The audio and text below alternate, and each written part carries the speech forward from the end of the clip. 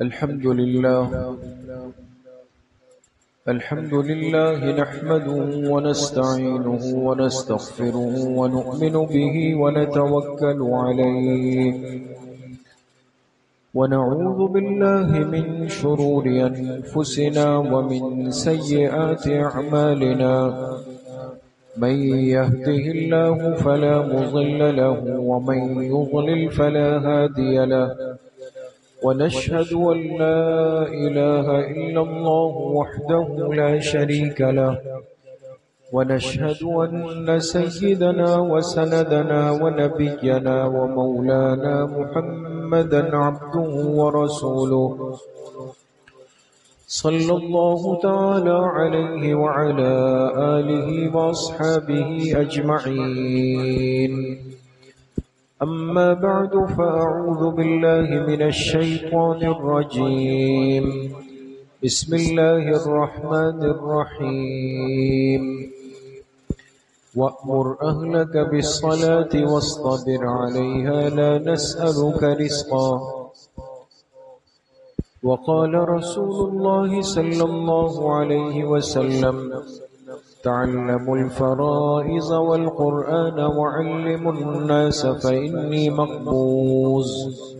صدق الله وصدق رسوله النبي الكريم، ونحن على ذلك لمن الشاهدين والشاكرين والحمد لله رب العالمين. درود شریف پڑھ لیں. اللهم صل على محمد وعلى آل محمد كما صليت على إبراهيم وعلى آل إبراهيم إنك حميد مجيد. اللهم بارك على محمد وعلى آل محمد كما باركت على إبراهيم وعلى آل إبراهيم إنك حميد مجيد. میرے محترم دوستو، بھائیوں اور بزرگوں، اللہ سبحانہ و تعالی کا بہت بڑا کرم اور احسان ہے کہ اس زندگی میں ایک بندہ اللہ پاک کے احکامات کو عافیت اور سلامتی کے ساتھ مکمل کر لے. اس ماہ ذی الحجہ میں اس امت کے ایک بڑے طبقے نے حج بیت اللہ کے عمل کو پورا کیا، حج سے فارغ ہوئے. اللہ پاک ان سب کے حج کو حج مبرور فرمائے، اور ہم سب کو اللہ پاک بار بار حج بیت اللہ کی سعادت سلامتی ایمان کے ساتھ نصیب فرمائے. پھر اس کے بعد قربانی کا عمل اللہ پاک نے اس امت کے صاحب استطاعت طبقے پر رکھا ہے. الحمدللہ وہ قربانی کا عمل بھی عافیت کے ساتھ، خیر و خوبی کے ساتھ مکمل ہوا. جب ایک مسلمان تربیتی زندگی میں رہتا ہے اور اپنے اس مبارک دین کی تعلیم اور اس تعلیمات کو سامنے رکھ کر اپنی زندگی گزارتا ہے، تو بہت سارے وہ کام جو آج کی دنیا میں ہمیں مشکل لگتے ہیں، ان احکامات کو اور ان کاموں کو پورا کرنا اللہ پاک اس کے لیے آسان کر دیتے. اس لیے میرے عزیزوں، دوستوں، بزرگوں، قرآن کریم میں اللہ پاک نے کئی مقامات پر اہل ایمان کو یہ حکم دیا کہ وہ اپنے ماحول کو خود تربیتی ماحول بنائیں. آج دیکھیں، ہم میں سے ہر شخص کی ایک چاہت ہے، ہم کوشش کرتے ہیں کہ بھئی ہمارے یہ بچے ہیں، یہ نوجوان ساتھی ہیں، ہم خود ہیں، ہم بڑے مصروف ہیں مختلف معمولات میں، اعمال میں، مشاغل میں، لیکن ہر مسلمان کی ایک چاہت ضرور ہے اور ہونی چاہیے کہ بھئی میرے پاس اپنے اس مبارک دین کی صحیح تعلیمات اس درجے میں ہو کہ کہیں ایسا نہ ہو کہ قیامت کے دن میری پکڑ ہو جائے. اتنی معلومات تو میرے پاس ہو کہ مجھے توحید اور شرک کا فرق پتہ ہو. اتنی تعلیمات تو میرے پاس ہو کہ میں ختم نبوت کا مطلب سمجھتا ہوں. اتنی تعلیمات تو میرے پاس ہو کہ مجھے وضو غسل کا صحیح طریقہ آتا ہو. میں اپنی نماز صحیح پڑھ سکتا ہوں. میں نفلی روزہ رکھنا چاہوں تو مجھے اس کی ترتیب کا علم ہو. یہ موٹی موٹی باتیں. لیکن عموماً ہمارا ایک ذہن ہے دوستو کہ ہم اپنی یہ تعلیم اور یہ تربیت چاہتے ہیں لیکن گھر سے باہر کے ماحول میں کہ بھئی میں یہ چیز سیکھ لوں کسی مدرسے میں، اسکول میں، ادارے میں، محلے کی مسجد میں جا کر یہ سیکھ لوں اور مجھے فائدہ ہو جائے. اور یہ بہت بڑی نعمت ہے کہ ہمیں اس فتنوں کے زمانے میں ایسی جگہ، ایسی مساجد، ایسے ادارے مل جائے جس میں میری اور آپ کی کم از کم بنیادی اسلامی تعلیم اور تربیت کا انتظام موجود ہو. یہ بہت بڑی نعمت ہے اور یہ بھی ضروری ہے. لیکن اسی کو ضروری سمجھنا یا اسی پر اکتفا کرنا یہ درست نہیں. اسی لیے قرآن کریم میں اللہ پاک کیا ارشاد فرماتے ہیں، وَأْمُرْ أَهْلَكَ بِالصَّلَاةِ وَاصْطَبِرْ عَلَيْهَا. اہل ایمان کو حکم دیا تم اپنے گھر والوں کو نماز کا حکم بھی دو، خود بھی اس پہ جمے رہو. اب نماز کا ماحول ایک بندہ بنائے گا تو اس کے لیے اگر وہ یہ چاہے کہ جی میرے بیوی بچے نماز پہ آ جائے، میرے چھوٹے بہن بھائی نماز پہ آ جائے، بیوی سوچے میرا شوہر نماز پہ آئے، شوہر سوچے میری بیوی نماز پہ آئے، تو کیسے آئے؟ آج میرے اندر وہ بولنے کی ہمت ہی نہیں کہ میں گھر کے ماحول میں رہ کے بھی بات کروں. انسان ڈرتا ہے کہ اگر میں نے زیادہ کوشش کی تو بچے غصہ ہو جاتے ہیں، بچے ناراض ہو جائیں گے، بیوی باتیں سنائیں گی، شوہر ناراض ہوگا، لہذا کوئی اور اس کو سمجھائے. یہ نقصان کیوں ہے دوستو؟ یہ اس لیے ہے کہ ہم نے اپنے گھروں کا ماحول، تربیتی ماحول بنایا ہی نہیں. جو چیزیں گھر میں سیکھنے کی تھی وہ بھی آج گھر میں سکھانے کے لیے ماں باپ تیار نہیں. جو تربیت ماں باپ کو بچپن میں بچوں کی کرنی ہے اس کے لیے بھی وہ تیار نہیں. لہذا اگر بچہ بھاگتے دوڑتے کھیلتے کودتے گرتے پڑتے آ کے دسترخوان پہ بیٹھ کے چمچہ اٹھا لے تو کتنے ماں باپ ایسے ہیں جو بچے کو ٹوک دیں کہ بھئی رک جاؤ، چمچہ رکھ دو، آپ نے ہاتھ دھویا ہے، آپ نے بسم اللہ پڑھی ہے. وہ تربیت نہیں. ہم کبھی ہنس کر، کبھی اس کی مزید تعریف کر کے، کبھی کچھ اور کر کے اس تربیت کے وقت کو وہیں پر ٹال دیا، وہ خراب کر دیا. یا یہ کہ گھر مہمان آئے اور عام طور پہ مہمان جب آتے ہیں تو بچے بھی آ جاتے ہیں اس کمرے میں. اب بچے نے مہمان سے ہاتھ ملایا تو ایک ہاتھ سے ملایا، یا آیا تو سلام کیا ہی نہیں. تو کتنے ماں باپ ایسے ہیں کہ جو اس پر اپنے بچے کو ٹوک دیں کہ جی آپ نے سلام کیا، آپ نے دونوں ہاتھ ملائے. یہ نہیں، اس کو بھی ہنس کر کچھ اور کہہ کر، سادگی کہہ کر، نالائقی کہہ کے ٹال دیا۔ تربیت کا وہ مرحلہ بھی زندگی سے چلا گیا۔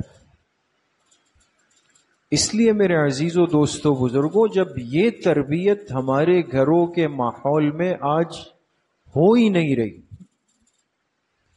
نہ ہم اس کے لیے اپنے آپ کو تیار کرتے ہیں، نہ اس کو اپنی ذمہ داری سمجھتے ہیں، بلکہ ہر ایک کی سوچ یہ کہ بھئی تعلیم و تربیت ہو، لیکن کسی ادارے میں ہو، کسی کورس میں ہو، کسی مسجد، مدرسے، خانقاہ، اسکول یا انسٹیٹیوشن کے ماحول میں ہو، میری ذمہ داری نہیں۔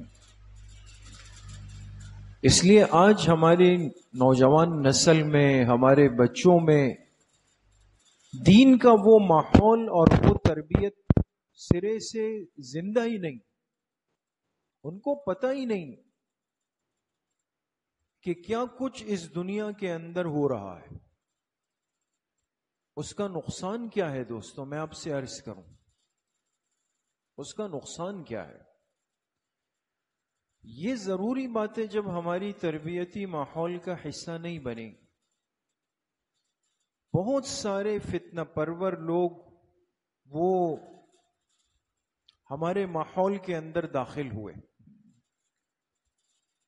اور انہوں نے ماحول میں داخل ہو کر وہ چیزیں جس کا براہ راست حملہ شعائر اسلام پر ہوتا ہے وہ کر دیا، اور ہم خاموش اس لیے کہ مجھے اس کی زیادہ معلومات ہی نہیں ہے، مجھے اس کا پتہ ہی نہیں ہے، میں اس کے صحیح اور غلط میں فرق ہی نہیں کر سکتا ہوں۔ آپ حیران ہوں گے، ابھی عید الاضحیٰ گزری اور امت مسلمہ نے قربانی کی۔ ایک سمجھنے کے لیے بات عرض کر رہا ہوں تاکہ ایک مثال سے سمجھ میں آئے۔ آپ نے بھی یہ بات سنی ہوگی، بہت سارے لوگ اس پہ ان کو تکلیف ہوئی، انہوں نے اپنے آپ کو فکر مند کیا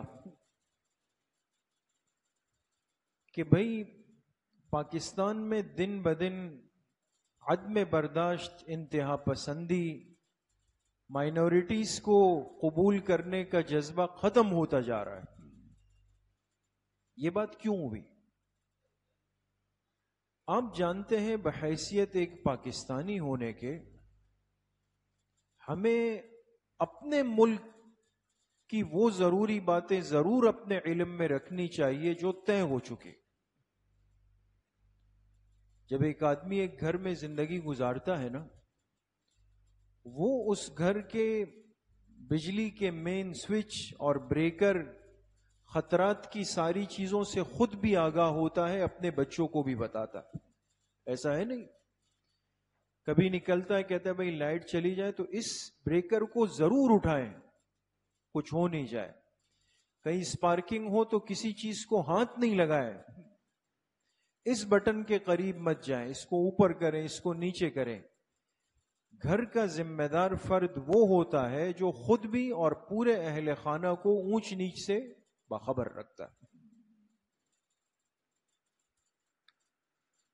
یہ ملک ایسی ہلکی چیز نہیں ہے، پاکستان یہ ایک بہت بڑی نعمت ہے اور بڑی قربانیوں سے ملا ہے۔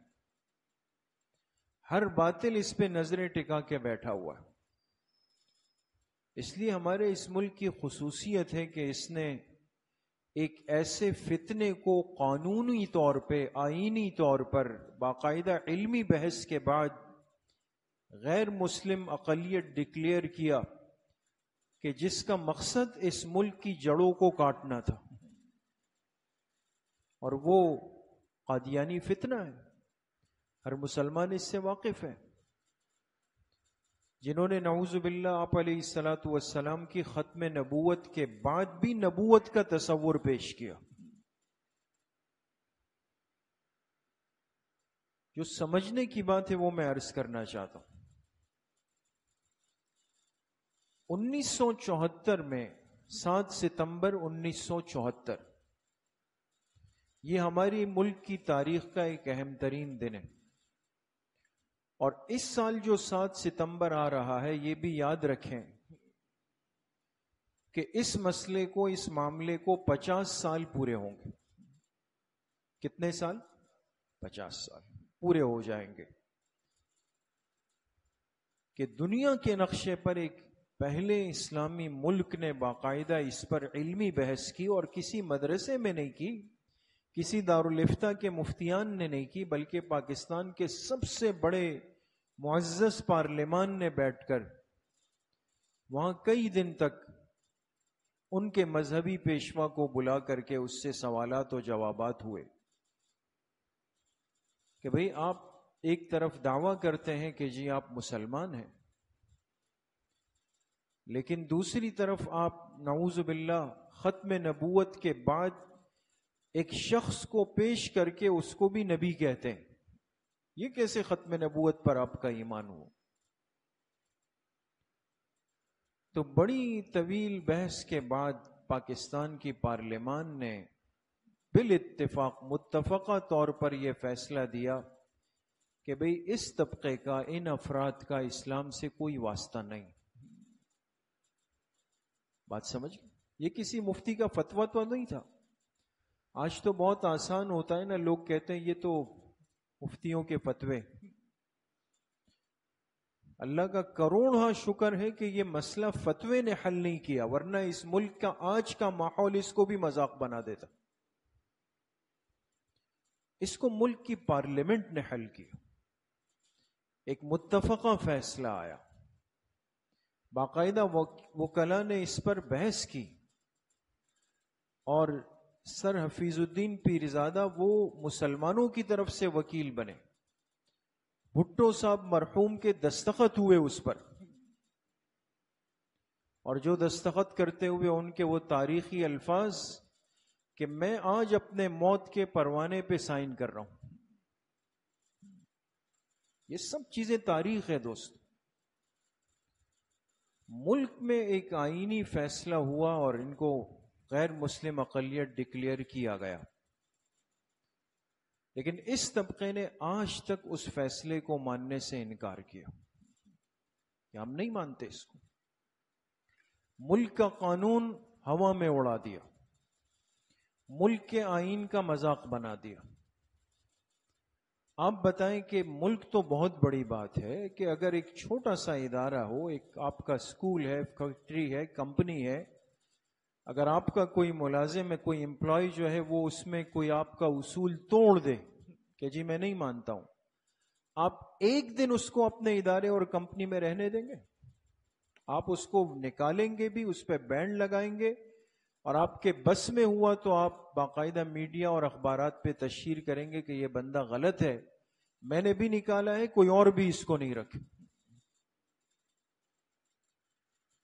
تو جو طبقہ قانونی طور پہ غیر مسلم اقلیت ہے اور وہ اس بات کو مان نہیں رہا، اس کو کیسے یہ اجازت ہونی چاہیے کہ وہ اسلامی شعائر پر عمل کرے؟ ایک مسلمان بھی قربانی کے جانور پہ چھری پھیر رہا ہے، ایک قادیانی بھی قربانی کے جانور پہ چھری پھیر رہا ہے. اس بچے کو جس نے کل بڑا ہونا ہے، کیا یہ فرق کر سکے گا کل بڑا ہو کر کہ ان میں مسلمان کون ہے اور ختم نبوت کا منکر کون ہے؟ وہ کہے گا کہ بھئی اس نے بھی گائے ذبح کی، اس نے بھی ذبح کی، ہم سب مسلمان ہیں. جو ملک کے قانون کو نہیں مانے بلکہ اس کا مذاق اڑائے، آج ادارہ اپنا برانڈ بناتا ہے، ایک لوگو بناتا ہے، ایک تعارف بناتا ہے. اب آپ بتائیں کہ آپ نے اپنے ادارے کا ایک لوگو بنایا، اس کو پرنٹ کیا، اپنا ایک برانڈ لانچ کیا. کچھ دنوں بعد جب آپ اپنی کمپنی کے باہر نکلے تو سامنے ایک بندے نے اسٹال لگایا ہے اور اپنی غلط چیزیں آپ کے برانڈ کے نام سے اور آپ کے ٹیگ لگا کر بیچ رہا ہے. آپ برداشت کریں گے اس کو؟ سوال یہ ہے کہ شاعر اسلام کو ایک آدمی قادیانیت کے لبادے کے اندر بیٹھ کر اگر استعمال کرے گا، اس ملک کا قانون اور آئین اس کو قبول نہیں کرتا، اس کو برداشت نہیں کرتا. کیا یہ باتیں آج ہمارے ان بچوں کو، ان نوجوانوں کو، ساتھیوں کو پتہ ہے؟ یا صرف ایک ہمدردیاں پیدا ہو گئی، ہر آدمی ایک برساتی بٹیر کی طرح ٹرانا شروع ہوا کہ بھئی عدم برداشت ہو گئی، کوئی قبول نہیں ہو رہا، ان کے جانور ضبط کر لیے، ان کو قربانی نہیں کرنے دی گئی۔ اگر آپ کے برانڈ کو کوئی غلط استعمال نہیں کر سکتا، اسلام کے شاعر کو کیسے غلط استعمال کرنے کا موقع دیا جائے؟ سمجھ کی تو بات ہے نا۔ ہماری ساری ہمدردیاں، صلہ رحمیاں اور سارا جو تعاون ہوتا ہے وہ اس موقع پہ سمٹ کر آ کے یہاں پہ جمع ہو جاتا۔ وجہ کیا ہے؟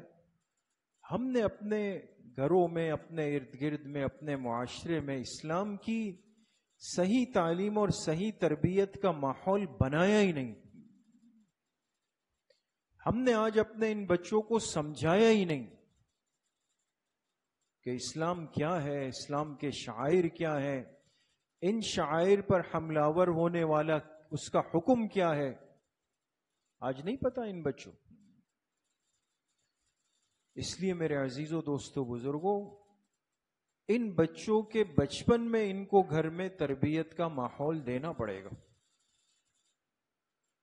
آپ علیہ الصلوۃ والسلام کے ساتھ آپ کے دسترخوان پہ ایک بچہ بیٹھا ہوا تھا، اور اس بچے کا نام عمر ابن ابی سلمہ تھا، اور یہ حضرت ام سلمہ رضی اللہ عنہا جو زوجہ مطہرہ ہے، امہات المومنین میں سے ہے، یہ بچہ ان کے ساتھ آیا تھا، پھر آپ کی تربیت میں رہا، اور جب بچہ تھا آپ کے ساتھ دسترخوان پہ بیٹھا تو آتے ہی شروع، اور پورے برتن میں ہاتھ گھوم رہا ہے جیسے بچے کرتے۔ آپ علیہ السلام نے فرمایا یا غلام، یا غلام، غلام عربی میں کہتے ہیں بچے کو، نوعمر لڑکے کو، یا غلام سم اللہ کل بیمینک وکل مما یلیک، فرمایا اے بچے ایسے نہیں، پہلے بسم اللہ پڑھو، سیدھے ہاتھ سے کھاؤ، اپنے سامنے سے کھاؤ۔ اتنے مختصر جملے میں پورے دسترخوان پہ بیٹھنے کی تربیت دے دی۔ سم اللہ کل بیمینک وکل مما یلیک، بسم اللہ پڑھو، سیدھے ہاتھ سے کھاؤ، اپنے سامنے سے کھاؤ۔ تربیت ہو گئی۔ اب یہ بچہ جب تک دنیا میں ہے یہ بات اس کے پلے آ گئی۔ حضرت انس رضی اللہ عنہ جن کا تذکرہ ہم کرتے ہیں، اور وہ خوش نصیب صحابی ہے جنہوں نے سب سے زیادہ بچپن میں آپ علیہ السلام کی خدمت کی۔ کتنے سال؟ 10 سال خدمت کی۔ 10 سال آپ علیہ السلام کی گھر کی خدمت کی۔ باہر کے خدمت والے تو کافی سارے ہیں، گھر کی خدمت، بچے تھے، والدہ نے وقف کیا کہ آپ کے گھر کی خدمت کریں گے، لیکن کیا فرماتے ہیں کہ کبھی ایسا نہیں ہوا کہ آپ علیہ الصلوۃ والسلام نے مجھے اف کہا ہو، کبھی ایسا نہیں ہوا کہ آپ علیہ السلام نے مجھے یہ سخت انداز میں کہا ہو کہ ایسا کیوں کیا، ایسا کیوں نہیں کیا۔ ایک دن آپ علیہ السلام نے اپنے کام سے بھیجا، گھر پہنچنے میں تاخیر ہو گئی، والدہ انتظار میں تھی، چھوٹے بچے۔ جب گھر آئے ان کی والدہ حضرت ام سلیم رضی اللہ عنہ، پوچھا بیٹے آج تو بہت دیر سے آ گئے؟ تو عرض کی کہ آج تو اللہ کے رسول صلی اللہ علیہ وسلم نے کسی اپنے ذاتی کام سے بھیج دیا، اس میں دیر ہو گئی۔ اب فطری سی بات ہے، ہم سے بھی کوئی بچہ یہ کہے تو ہم آگے کیا پوچھیں گے؟ بھئی کس کام سے؟ تو والدہ نے پوچھا بھئی کیا کام تھا؟ اب وہ بچہ ہے معصوم، لیکن تربیت دیکھیں، جب تربیت کا ماحول ہو تو حضرت انس رضی اللہ عنہ نے اپنی والدہ سے کہا کہ اماں جان وہ تو میں آپ کو نہیں بتا سکتا، وہ تو اللہ کے پیغمبر کا ذاتی کام تھا، وہ تو نہیں بتا سکتا۔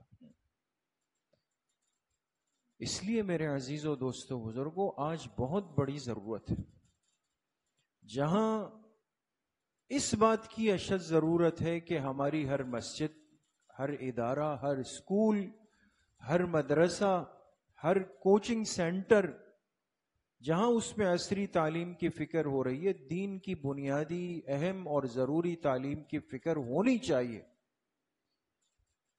اسی طریقے سے آج اس فتنوں کے اس دور میں اشد ضرورت ہے کہ ہم اپنی حیثیت میں رہتے ہوئے اپنے گھروں میں تعلیم اور تربیت دونوں کا ماحول بنائیں۔ بچوں کی غلطی پر اسی وقت کی روک ٹوک ان کی تربیت کر دیتی ہے اور ان کو سکھا دیتی ہے۔ آج تو ہم بچوں کو یہ بھی نہیں بتاتے کہ اگر آپ کو اکیلے سڑک پار کرنا ہو تو آپ کیسے کریں گے، کیوں حادثات ہوتے ہیں۔ سنجیدہ ماں باپ اس کی بھی تربیت دیتے تھے کہ آپ نے کیسے سڑک کراس کرنا ہے، جانا کیسے ہے، آنا کیسے ہے، دائیں بائیں دونوں طرف دیکھنا ہے۔ یہ ایک تربیتی نظام اور مزاج کا حصہ ہے۔ آج بچوں کو ہم نے یہ بھی نہیں سکھایا کہ آپ کسی بڑے کو دیکھ لو، اس کو کرسی چاہیے، اس کے جوتے اٹھانے، خود سے جا کے فوراً پہنچ جاؤ۔ میں کئی دفعہ عرض کر چکا ہوں کہ مسجد میں بزرگ نمازی آتے ہیں بیچارے، یہاں سے مجھے لگتا ہے کہ بھئی ان کا ہاتھ پکڑنا چاہیے، ان کے جوتے لینے چاہیے، ان کو کرسی کہیں سے بھی ڈھونڈ کر دے دینی چاہیے۔ ساتھی اپنے لیے مست ملنگ کوئی دائیں جا رہا ہے، کوئی بائیں جا رہا ہے، نہ نوجوانوں کو پرواہ ہے نہ بچوں کو پرواہ ہے۔ کیوں؟ اس لیے کہ وہ تربیت ان کو دی نہیں گئی ہے دوستو، وہ سکھانے والی چیزیں سکھائی نہیں گئی۔ آج اس کا نقصان یہ کہ بھئی کیوں نہیں کیا، مجھے بولا ہی نہیں ہے کسی نے، وہ کہتے ہیں۔ اس لیے میرے عزیزو دوستو بزرگو، زندگی کو آج قیمتی بنانا بہت ضروری ہے۔ گھروں کے ماحول کو محفوظ کرنا اور صحیح تعلیم و تربیت کا ماحول دینا بے انتہا ضروری ہے۔ آپ جانتے ہیں کہ یہ گرمیوں کی چھٹیاں ہوتی ہے تو ہر سال ہمارے اساتذہ نے، بڑوں نے بڑی محنت کے ساتھ انہی بچوں اور ان نوجوانوں کی فکر کی، اور تعلیم و تربیت کے نام سے ہی ایک کورس ڈیزائن ہوا، بھئی ہر مسجد میں ہونا چاہیے۔ یہ بچے، ان کے 1 مہینے کی چھٹیاں باقی ہے، یہ کیا کر رہے ہیں، ان کی فکر ہو، 1 گھنٹہ 1.5 گھنٹہ مسجد میں بھی دیں، یہ سیکھیں، ان کو پتہ چلے۔ تو وہ تعلیم و تربیت کا سلسلہ الحمدللہ آپ کی مسجد میں بھی چلتا ہے، ہر سال ہوتا ہے۔ تو ابھی بھی تھوڑا سا وقت ہمارے پاس ہے، غالباً نا جولائی کا مہینہ ہے، تو آپ تمام احباب سے اس حوالے سے بھی درخواست ہے، گھر کے ماحول کی بھی فکر کریں، خود بھی ایک ایسا ماحول دیں کہ بچے سیکھیں، اور کچھ دن ان کے نکال کر مسجد میں ان کو بٹھائیں تاکہ تعلیم و تربیت کی ضروری چیزیں یہ سیکھ لیں۔ انشاءاللہ آنے والے اتوار سے اس کورس کے داخلے ہوں گے، اور آنے والے بدھ سے ہم تعلیم و تربیت کورس کا آغاز کریں گے۔ 15-20 دن کا کورس، لیکن انشاءاللہ دین کی بنیادی اور ضروری تعلیمات دی جائیں گی۔ اللہ پاک مجھے بھی آپ سب کو صحیح عمل کی توفیق نصیب فرمائے۔ الحمدللہ رب العالمین، والصلاة والسلام۔